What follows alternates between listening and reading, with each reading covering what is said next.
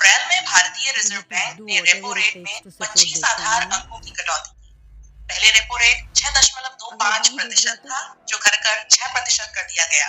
then इस depositors कटौती are का going to उद्देश्य था lose their महंगाई money. को नियंत्रण में रखना और आर्थिक विकास को गति देना, ताकि बैंक सस्ते दर पर कर्ज दें और when they जनता see को राहत मिले। bundles of इसके बाद currency जून notes, महीने में it gives a RBI lot ने of एक confidence. और बड़ा फैसला लिया।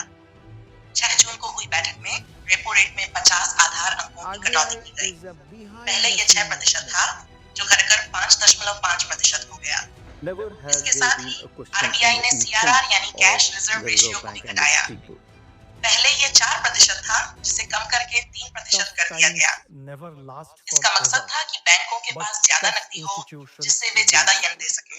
And इस after a पूरी detailed अवधि में repo assessment of rate the में कुल evolving 75 आधार अंकों की macroeconomic कटौती and की financial गई। developments अप्रैल की शुरुआत में and the ये दर economic outlook ahead, 6.25% थी और the जून के MPC अंत तक decided ये to reduce, 5.5% रह गई। which is widely expected. इस कटौती का फायदा सीधा The जनता को policy मिला। repo rate home loan, under the car loan और liquidity व्यक्तिगत adjustment हुआ सस्ते facility हो गए, जिससे by ईएमआई में 50 राहत basis मिली। points शेयर to बाजार में भी तेजी आई और 5.5%. विदेशी I निवेशकों repeat, ने भारत में a भरोसा reduction जताते हुए बड़ा निवेश किया। recommended by the banking MPC क्षेत्र में is for तरलता 50 बढ़ी basis और points कर्ज वितरण to तेज हुआ। 5.5%, आरबीआई which ने is the अब अपनी initiative मौद्रिक नीति का रुख समर्थक से बदलकर तटस्थ यानी न्यूट्रल कर दिया है, जिसका मतलब है कि अब आगे ब्याज दरों में बदलाव देश की आर्थिक स्थिति, महंगाई दर और वैश्विक आर्थिक माहौल पर निर्भर करेगा।